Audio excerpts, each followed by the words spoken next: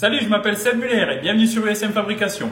Aujourd'hui, dans ce tuto express, on va voir comment monter un étau de fraisage, comment le régler et comment l'entretenir. C'est parti!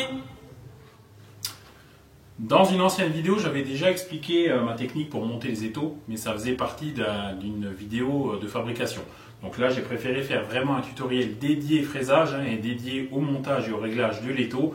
Et à la fin, on verra les petits trucs en plus pour le nettoyer et puis pour l'entretenir correctement. Sous votre étau de fraisage, déjà pour commencer, il y a des rainures pour insérer des clavettes sous chaque étau de fraisage. Ces clavettes viennent se loger là-dedans, visser, et elles viennent guider votre étau dans les rainures de la fraiseuse. Alors ces clavettes, je les ai fabriquées moi-même, qui sont adaptées justement à la rainure, à la taille de la rainure de ma fraiseuse.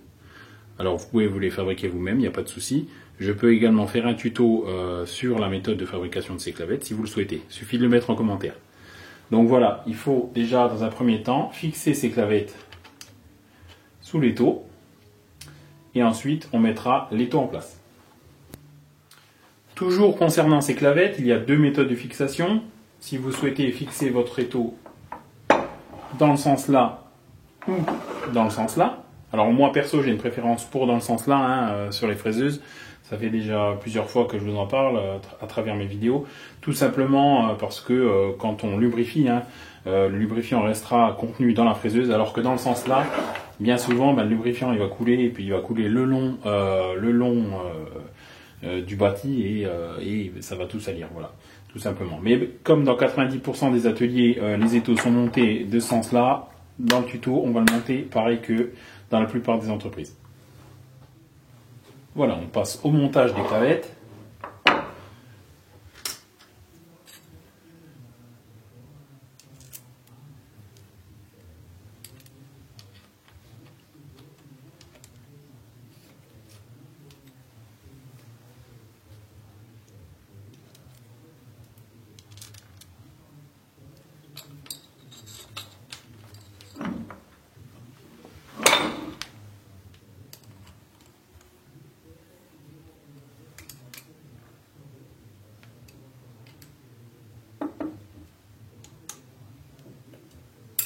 Et voilà. Ensuite, on glisse l'étau dans les rainures. Alors, je vous conseille ici. Voilà. Ensuite, on va mettre en place les brides de l'étau. Alors, ce que je vous conseille, c'est d'en mettre une en haut. Peu importe le côté.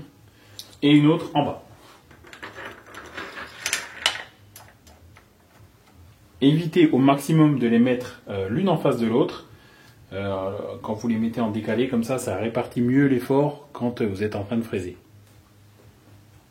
Il ne reste plus qu'à passer au réglage de l'étau proprement dit. Donc pour ça, il vous faudra juste un comparateur, une clé donc pour serrer les brides, et un maillet. Alors j'insiste bien sur le fait que ce soit un maillet et pas un marteau, parce qu'on ne tape pas sur des instruments d'usinage, ni sur des outils d'usinage avec un marteau. Première étape, on va venir serrer la première bride, celle du haut, à fond. Et la deuxième bride, on va simplement venir contre, sans la serrer. Ensuite, on se munit d'un comparateur, qu'on vient fixer là où ça tient le mieux, je vais le mettre ici. Et je viens le mettre sur le mort fixe de l'étau. Alors, je précise bien le mort fixe. Donc c'est le mort qui ne bouge pas. Voilà. Et ensuite, je vais tout simplement observer le déplacement du comparateur pendant que je fais bouger la table de gauche à droite. Et je vais corriger en fonction avec le maillet en tapotant sur la base de l'étau.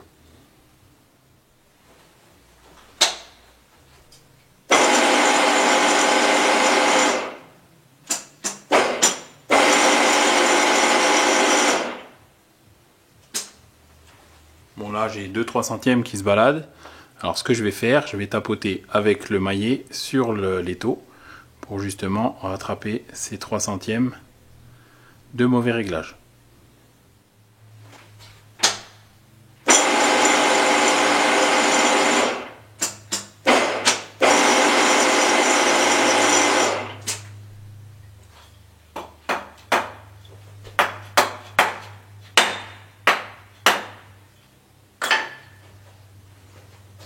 Maintenant, je bouge à la main pour plus de finesse.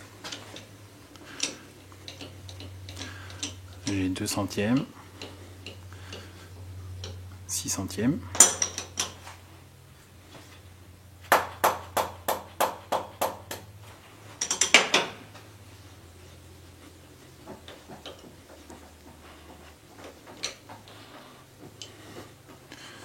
Voilà, là l'aiguille ne bouge plus, donc je vais serrer la dernière bride,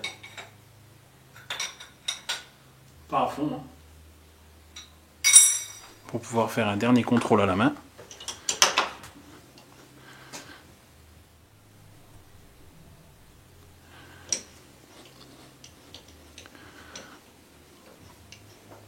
Voilà, là j'ai un zéro parfait. Donc là j'effectue le serrage final.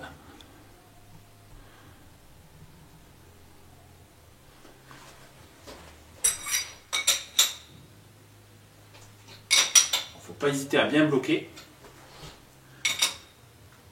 Voilà. Une fois que j'ai tout bloqué, je recontrôle une dernière fois. Manière d'être sûr.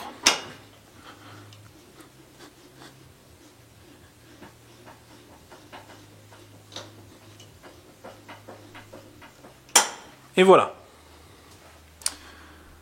L'étau est parfaitement réglé. On est prêt à attaquer le fraisage. Voilà pour le montage de l'étau, hein. Comme vous voyez, c'est vraiment rien de compliqué. C'est un petit peu de rigueur, hein, et un petit peu de savoir-faire, mais c'est vraiment fait en 2 minutes. N'oubliez pas de bien vérifier le serrage des brides, hein, parce que des brides mal serrées, je vous laisse imaginer les dégâts que ça peut faire si la pièce part et l'étau avec. Voilà. Comme je vous l'avais dit en début de vidéo, on va voir maintenant rapidement, alors ça aussi c'est fait en 2 minutes, hein, l'entretien de l'étau, hein, qu'il faut faire au moins une fois par semaine si celui-ci est beaucoup utilisé. Voilà, donc c'est très rapide, mais ça fait partie de l'entretien à réaliser, je dirais presque quotidiennement. Alors, pour nettoyer l'étau, rien de plus simple, hein, on va se munir donc de WD-40 et d'un chiffon. Tout va se passer côté mort mobile. Donc, je vais sortir le mort mobile, hein, avec la tige filetée. Donc, attention, il y a une bille en dessous. Attention qu'elle ne tombe pas. Voilà. Et voilà. Donc ça, c'est l'ensemble qu'on va reconditionner. Donc la bille, il faut attention qu'elle soit toujours bien mobile, hein. Alors, normalement, elle doit sortir, hein. Sur certains étaux, elle ne sort pas. Bon, là, elle ne va pas sortir. Elle est sertie. Mais on fait attention qu'elle ne soit pas bloquée. Donc on va l'asperger un petit peu de WD, tout simplement. Je vais nettoyer les parties rainurées. Bien propre. Voilà, tout ce qui est surface de contact, hein, bien sûr. Idem de ce côté-là.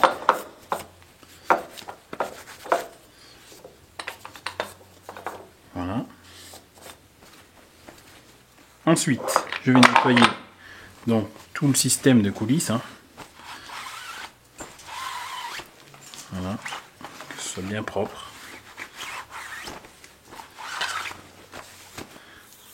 Je vérifie qu'il n'y ait pas d'accro, hein. Si jamais il y a des accros, on ira à la pierre à huile, mais là c'est bon. Je sors bien tous les copeaux des petits logements là qui servent à ce que la bille prenne bien. Ensuite, un petit peu de WD. Voilà. Je remonte le système.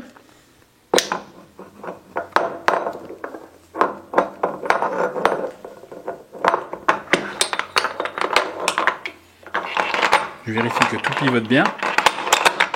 C'est ok. La tige filetée, pareil, je la nettoie. Bon, chez moi, elle est très propre, hein, mais s'il y a des copeaux qui sont coincés dedans, il ne faut pas hésiter à les enlever. Je vérifie qu'elle soit bien lubrifiée. Et voilà. Rien de plus simple que de maintenancer son étau. Lorsque vous serrez une pièce dans votre étau, vérifiez toujours bien que les morts fixes et mobiles soient propres et sans copeaux, sinon ça va marquer vos pièces. Voilà. Et voilà pour ce tuto express, hein, j'espère qu'il vous aura plu. Alors ça peut paraître pas grand chose, hein, mais ça fait partie, je dirais, d'un bon usinage. Si vous avez des pièces qui sont propres, bien nettoyées, bien montées, bien réglées, vous avez toutes les chances de votre côté pour réaliser de bons usinages. Donc à ne pas négliger, surtout pour les débutants. J'espère en tout cas que mes tutos express vous plaisent, hein. J'essaye un maximum de répondre à toutes les demandes. Et il y en aura encore plein qui vont venir par la suite. Voilà. En tout cas, pensez à liker, à partager. Venez faire un tour sur le groupe Facebook USM Fabrication. Venez faire également un tour sur l'Instagram USM Fabrication. Pensez à venir profiter des bons plans qu'on fait sur le groupe Facebook, hein. Je pense notamment à Niche France et à Verka pour les outils de contrôle, hein. Niche France, bien sûr, c'est pour tout ce qui est outils de coupe. On va faire des méga promos, on va faire des méga coups dans les mois qui viennent. Donc n'hésitez pas à en profiter, les prix et la qualité sont au rendez-vous. À bientôt pour un prochain tuto.